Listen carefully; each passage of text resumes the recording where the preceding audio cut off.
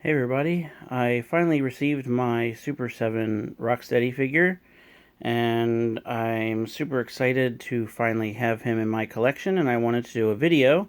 It's been a while since I did a video for my YouTube channel, mostly just because I've been busy. A lot of things going on right now. I've been very active on my Instagram with taking pictures of all the figures and everything I've gotten in the last couple months. So please feel free to check out my Instagram page. It's the same name, Comics 1017, and that way you'll get a lot more updates on my collection and what I've been getting in the mail. So Rocksteady came yesterday, and I cracked him open pretty quickly and started posing him, and he's great. He's an awesome figure, and you can see I have him posed with his machine gun and his sewer shield, and I actually was able to get his knife in his belt there in the back, so you can kind of see his knife kind of sticking out there. There's plenty of other videos right now on YouTube, showing off his articulation and everything like that. I was a little surprised that, he does lack some articulation that some other Ultimates figures has, but, obviously it's due to the size and how massive this figure is, and that's why he, just may be lacking in some of the other things. But, I have him, and I'm actually using the Ultimates boxes to kind of get these guys standing up a little taller. Um, you can see here, he looks absolutely amazing with his partner in crime, Bebop. They scale perfectly together. They look great together. And I've got the NECA Bebop and Rocksteady in the background here. I set this up this way on purpose so you could just kind of see them, in the background, see them at the same time. Obviously, the NECA figures are based off of how they looked on the cartoon, and the Super 7 figures are based off of the vintage toys, which, speaking of, let's go ahead and bring in their vintage counterparts here. And as you can see, Super 7 did a great job representing these vintage toys in a more adult collectible, much larger scale. But as you can see, it's funny because when you put the figures like this, it almost looks like it's like kind of like a father and son kind of thing. So it's like, you got the real, big beefy guy in the back, and then you've got kind of the little guy who looks just like him in front. So, fantastic figures. I'm, very happy with these Super 7 Ninja Turtle figures. I've said so many times before that the vintage Teenage Mutant Ninja Turtle figures from the Playmates line, probably the most nostalgic toy line for me. Getting these figures in larger scale with better articulation and more details has just been so fantastic.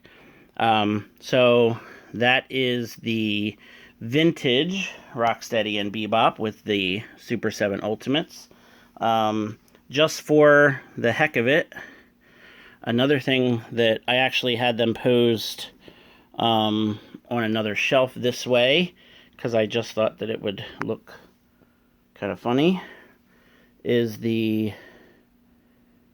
Ursa Major Build-A-Figure, which I also just recently finished. And I actually kind of had him going up against these two on another shelf, and it was pretty funny because they actually scale pretty well together. Ursa Major is a little bit bigger and beefier, but I don't know, pretty cool. I just really like how these guys look together. It's kind of a funny thing.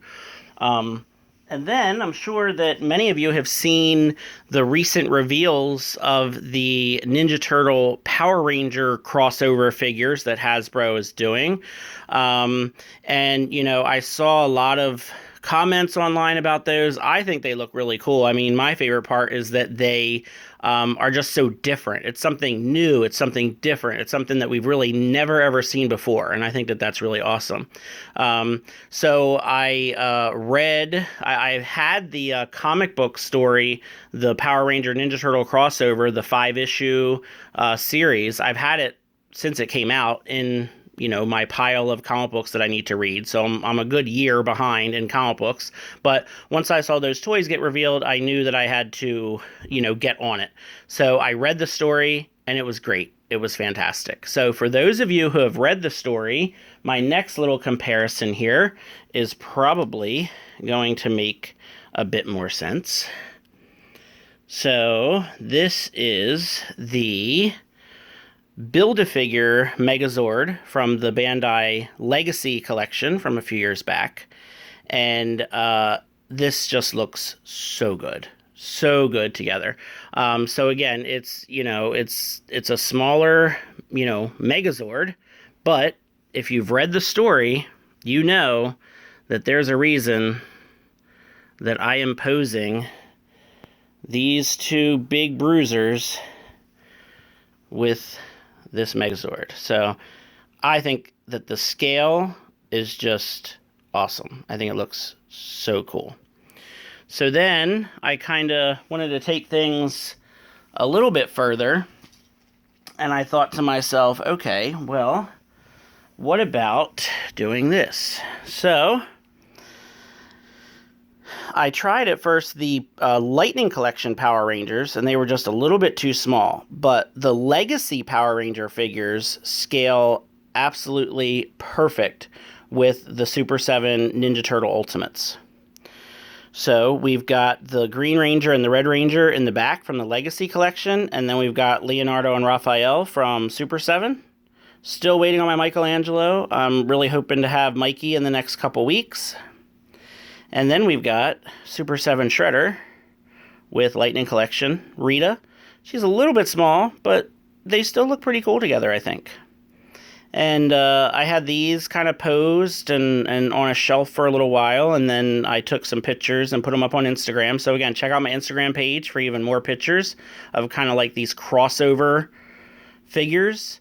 But I think they just look super cool. And again, the Megazord with the Bebop and Rocksteady is just great. So I'm going to go ahead and get all these put back on their main shelf. You guys can see right here, right where they're all about to go. I know Mutagen Man should technically be with the good guys, but he's just always going to kind of be a bad guy in my mind, so he's on the bad guy shelf. So yeah, I'm going to have Rocksteady and Bebop off to the side, Shredder right in the middle, Leonardo and Raphael will be on each side of Splinter, and I cannot wait to get even more of these Ninja Turtle Ultimates. Obviously, Michelangelo and Metalhead are going to be here really, really soon. The bad guy shelf is going to get full really quick once Muckman gets here, and then, of course, after that will be Leatherhead. So hopefully I'll have enough room to at least get through maybe the next 3 or 4 waves of Ultimates, and then we'll go from there. So I hope you all enjoyed this video. Again, if you want to see more pictures of my collection, check me out on Instagram, and feel free to like and comment on this video. Have a good one.